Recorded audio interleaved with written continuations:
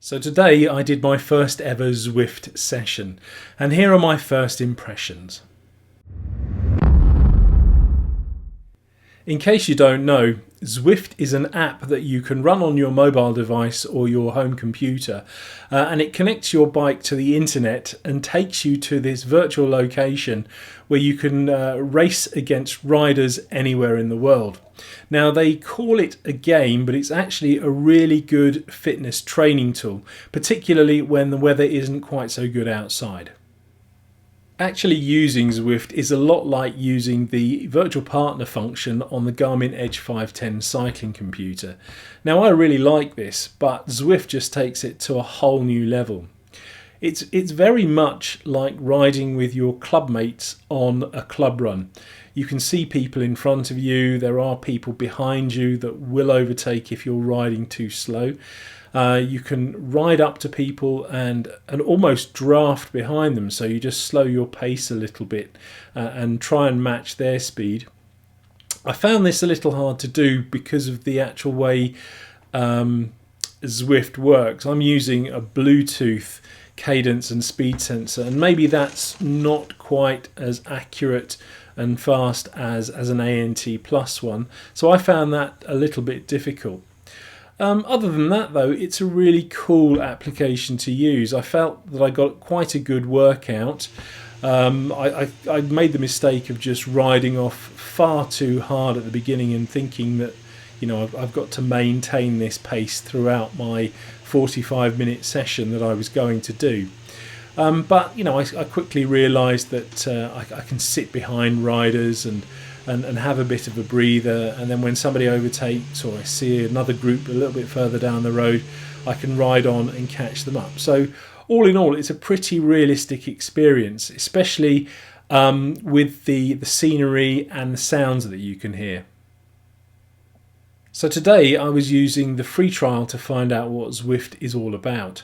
And basically it works like this. You download the application to your device, you create your free account, and the system gives you 25 free kilometres to enjoy. Now, today was my last day to use them. They are time limited, so that's why I went out and did my session. And now I've used them all up, I have to decide whether I want to continue using Zwift. If I do, it's going to cost me just under £10 a month. Now, I'll have to look into it, but I think I can do this either as an individual month, I can buy individual months, or I can have that as a recurring monthly payment. For me as an iPhone user, I can do this through the iTunes site, or if you're on Android, I would assume that you can do this just as easily through the Google Play Store.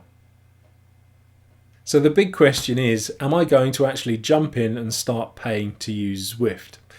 Well, there's no problem with actually enjoying the application. I thought it was fantastic, it was great fun, I felt I got a great workout, and it kind of took my mind off how tired I was chasing people down and trying to draft behind them and stuff, so no problems there.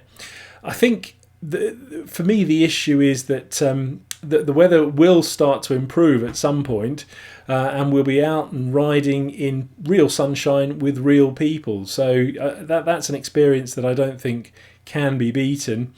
I think if you want to just enjoy Zwift for what it is, then yeah, I'll go ahead and pay for it. But at the moment, I think I'm going to hold fire and wait until I see what the weather's doing here. Bear in mind though, this is the UK. At the moment it's the beginning of February. It's 8 degrees Celsius outside and it's raining. Not bad weather for the end of winter, but come the summer we can have exactly the same weather in the middle of July. And I'm not even joking. If this is the case, then I'll be heading to Zwift pretty quickly. That was hard, but fun. In conclusion, I have to say that I rather liked Zwift, but don't just take my word for it. If you haven't already done so, head over to their website, download the application and try it for yourself.